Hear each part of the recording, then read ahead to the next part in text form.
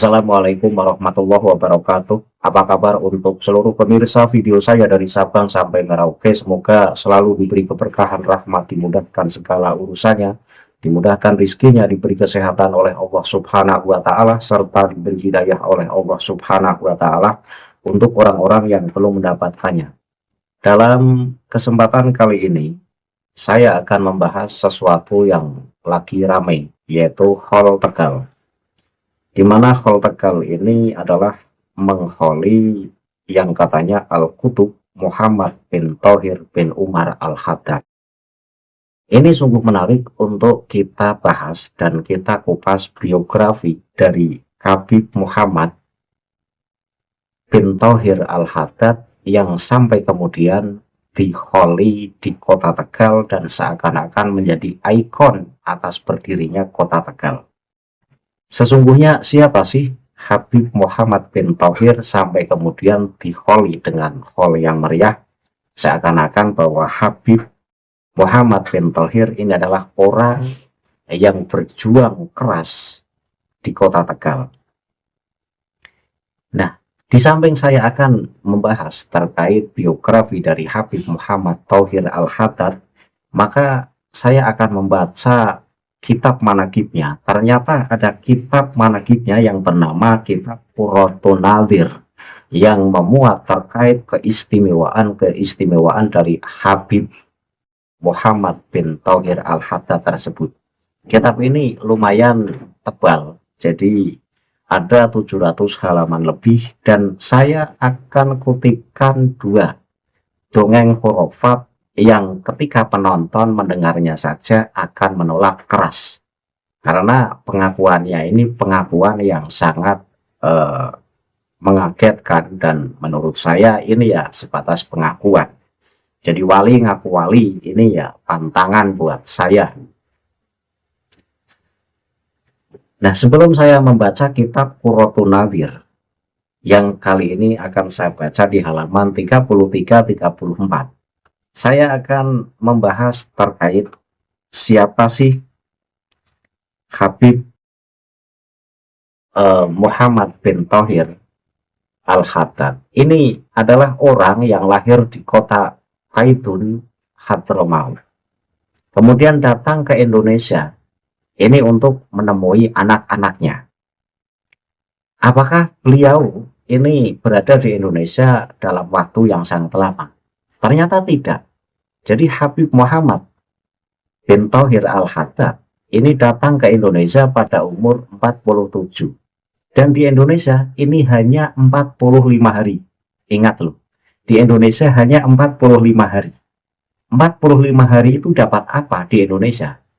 Kalau sampai kemudian dikatakan orang yang berjuang di kota Tegal, padahal beliau hanya di Indonesia hanya 45 hari. Itu pun kedatangannya bukan dalam rangka berdakwah, tetapi dalam rangka kangen kepada anak-anaknya yang ada di Indonesia. Nah, ini yang harus cerdas. Penonton dan khususnya warga Tegal ini harus cerdas, bahwa Habib yang baru saja diholi itu di Indonesia cuma 45 hari. Datang ke Indonesia di usia ke-47. Datang bukan untuk berdakwah, tetapi datang dalam rangka kangen kepada anak-anaknya yang ada di Indonesia. Sehingga mustahil ketika dikatakan Habib ini kemudian berjuang berdakwah di Indonesia, kok kemudian diholi dengan hol nama kota Tegal. Ini kan mau membelokkan sejarah ini.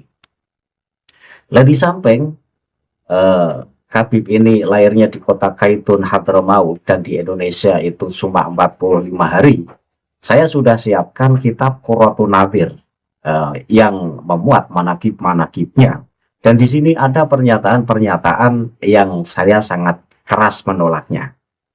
Namun sebelum saya membaca dari kitab Qurratun Nadhir, untuk seluruh penonton dari manapun semua yang belum subscribe channel saya, bisa tekan tombol subscribe, kemudian like, serta share video ini ke teman-teman semua, agar yang belum tahu menjadi tahu. Yakinlah bahwa munculnya channel ini semata-mata untuk mengedukasi, kepada seluruh umat muslim di Indonesia agar tidak terjerat oleh doktrin-doktrin sesat yang dilancarkan oleh golongan yang mengaku sebagai keturunan Rasulullah.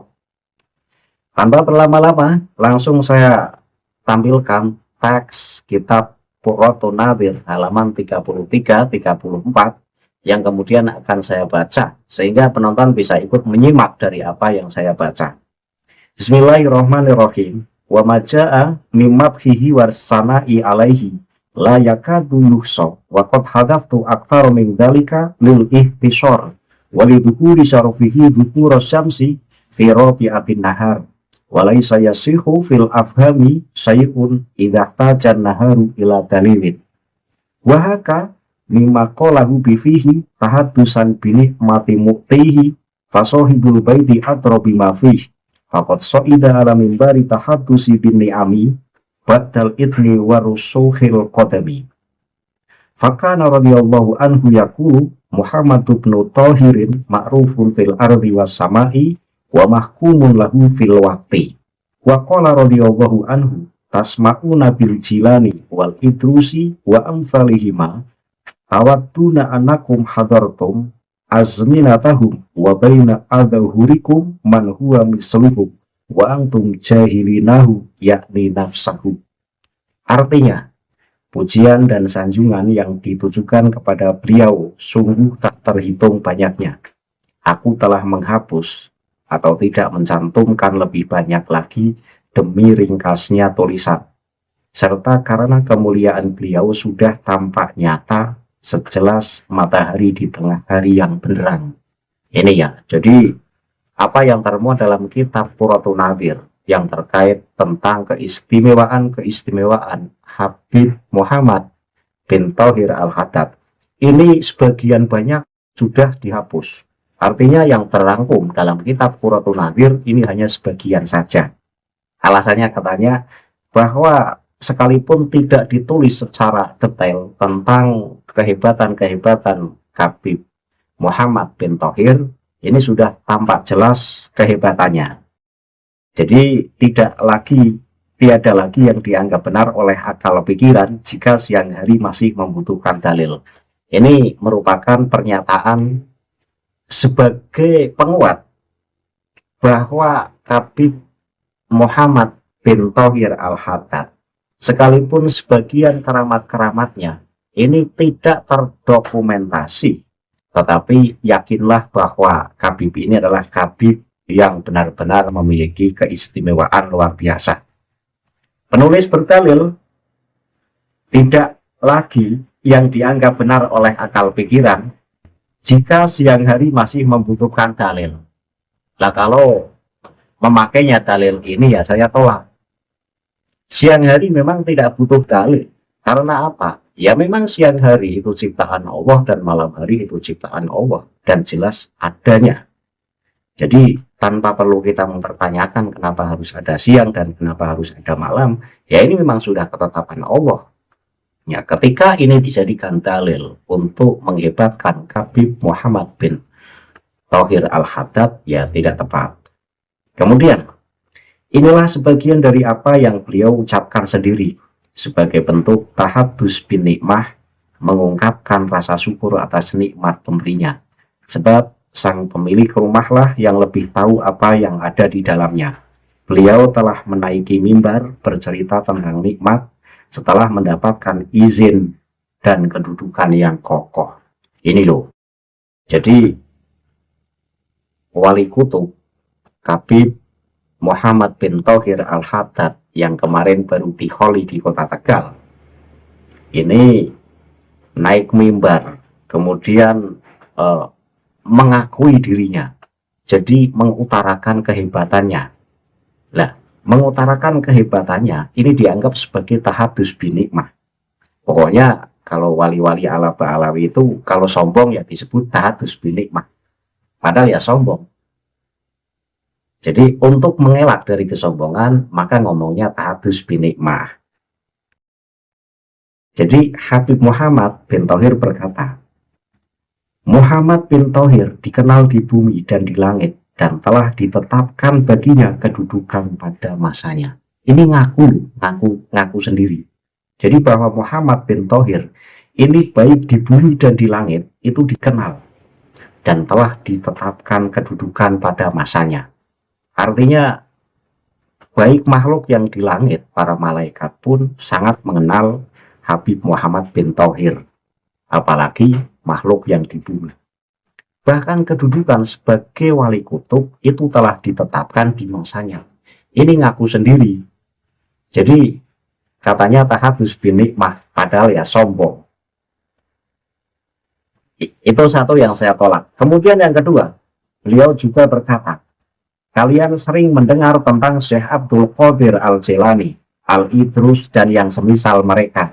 Lalu kalian berangan-angan, seandainya saja kalian hidup di zaman mereka, padahal di tengah-tengah kalian ada orang yang semisal mereka, namun kalian tidak mengetahuinya atau mengacungkannya. Yang beliau maksud adalah dirinya sendiri. Nah ini, di sini Habib Muhammad bin Thohir Al-Haddad ini ngaku bahwa dirinya itu selevel dengan Syekh Abdul Qadir Al-Jilani. Ya karena sampai saat ini kan dikenal sebagai wali kutub. Wali kutub yang levelnya selevel dengan Syekh Abdul Qadir Al-Jilani.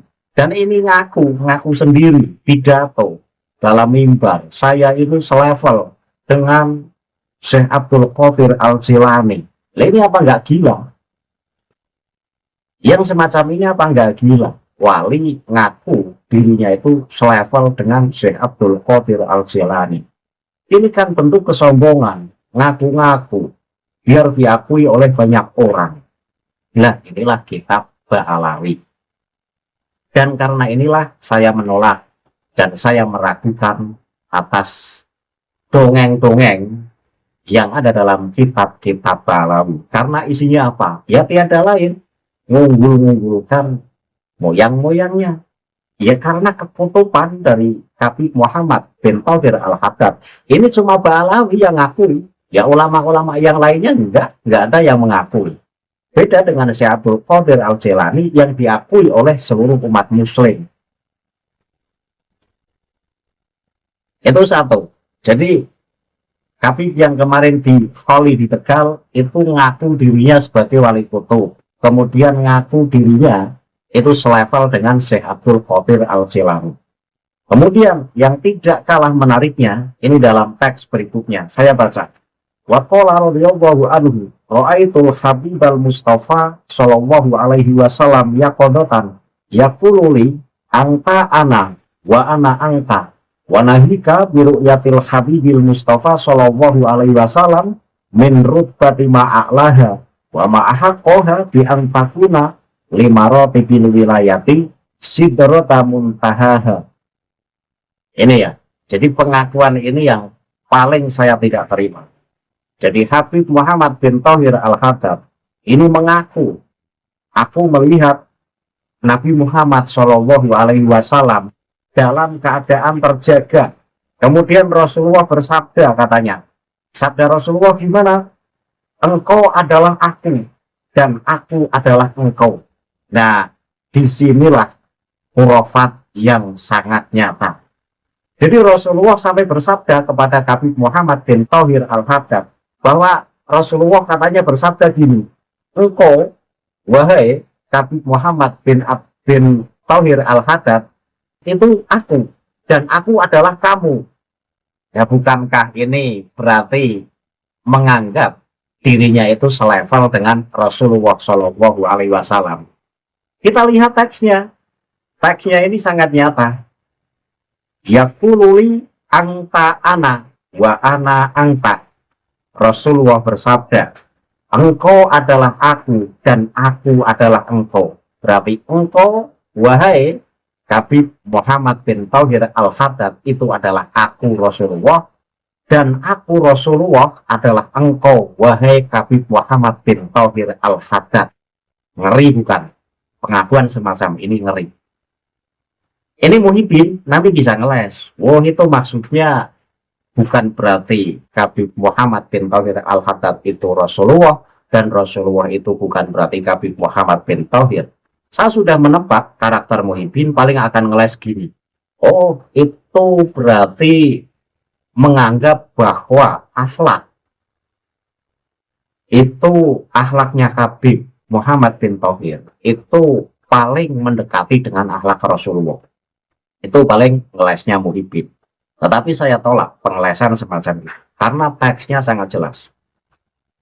Anta ana wa ana anta. Engkau adalah aku dan aku adalah engkau. Berarti Habib Muhammad bin Thohir itu ya Rasulullah dan Rasulullah itu ya Habib Muhammad bin Thohir. Nah ini kan gila. Pengakuan semacam ini gila. Kalau memang maksudnya tidak semacam ini, tulislah dengan tulisan yang jelas. Jangan memakai tulisan yang menyesatkan semacam ini.